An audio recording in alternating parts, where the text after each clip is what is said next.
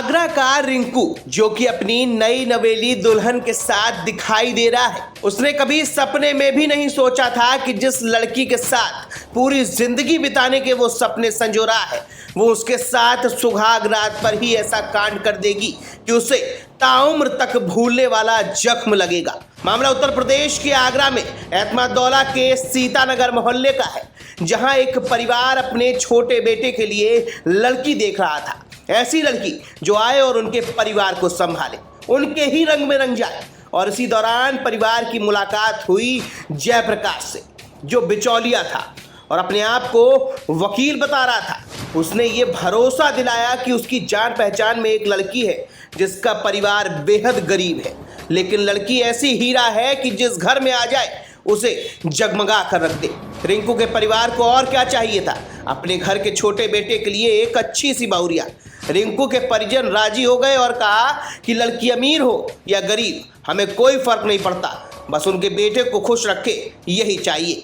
1 मई को जयप्रकाश ने रिंकू के परिवार से 40,000 रुपए लिए और 4 मई को बताया कि लड़की और उसका परिवार दयालबाग पहुंच गया है। उसने कहा कि शादी आज ही करवा देते हैं। रिंकू का परिवार जब जयप्रकाश की बताई हुई जगह पर पहुंचा तो वहां पर जयप्रकाश ने परिवार से 80,000 रुपए और वसूले, क्योंकि परिवार को पैसे की कोई दिक्कत नहीं थी। उन्हें तो एक अच्छी और सुशील लड़की दिखाई दे रही थी। हंसी खुशी दोनों की शादी हो गई और नई बहुरिया घर आ गई।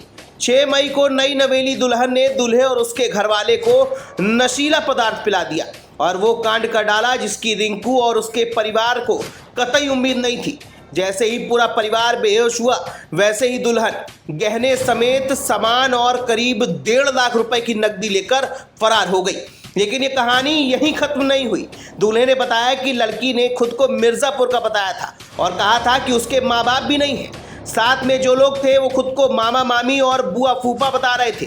बाद में जब लड़की के मामा से बात करी गई तो उसने साफ तौर पर यह कबूल कर लिया कि वो पैसे लेकर वकील के कहने पर मामा बना था। उसे 10,000 रुपए देने का वादा किया गया था, लेकिन शादी भी हो गई और उसे पैसे भी नहीं मिल गए। शादी होने के बाद उसे 500 रुपए दिए गए। अब अभी तो और सुनिए, जब अपने साथ हुई इतनी बड़ी धोखाधड़ी के बारे में पूरा परिवार बिचौलिए जयप्रकाश के पास पहुंचा तो बताया जा रहा है कि उसने बड़ी ही बेशर्मी से कहा कि कोई बात नहीं, जो हुआ सो हुआ, उसे भूल जाओ, लड़के की दूसरी शादी करवा देते हैं। साथ ही ये धमकी भी दी कि अगर पुलिस में गए या कहीं और बताया तो पूरे परिवार को फर्जी मुकदमे में फंसा दूंगा। अपने साथ इस ना भूल पाने वाले कांड को लेकर परिवार ने बिचौलिए समेत 6 लोगों पर मुकदमा दर्ज करवाया है। इसके बाद पुलिस भी जांच में जुट गई है। अवगत कराना है कि थाना एतमादौला में एक प्रकरण संज्ञान में आया, जिसमें एक जयप्रकाश धाके नाम के व्यक्ति द्वारा एक परिवार को अप्रोच किया गया और उनके लड़की की शादी कराने का झांसा दिया गया।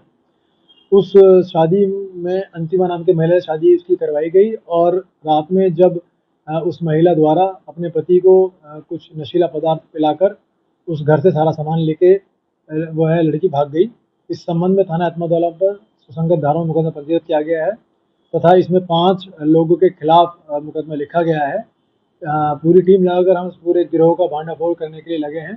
जैसे ही आगे की लीड मिलेगी आपको अवगत कराया जाएगा और आगे की आवश्यक वैधानिक कार्रवाई की जाएगी। पूर्व में भी इस तरह की घटना सामने आई है, तो क्या लग रहा है कि कोई वो सक्रिय है जो इस तरह की घटनाओं को अंजाम दे? इसी संबंध में हम लोग जांच कर रहे हैं। अगर कोई भी इस प्रकरण में लीड मिलती है तो हम लोग उसमें लगेंगे और इस तरह का अगर कोई भी गैंग या ग्रोह चल रहा है तो उसका भांडाफोड़ कर हम आवश्यक कार्रवाई करेंगे। अब ये पूरा मामला इलाके में चर्चा का विषय बना हुआ है, क्योंकि एक ऐसी धोखाधड़ी है जिसे इंसान अपने मरते दम तक नहीं भूल सकता। फिलहाल खबर पर आप क्या कुछ कहेंगे, हमें कमेंट बॉक्स में कमेंट करके जरूर बताएं। Bureau report, the leader Hindi.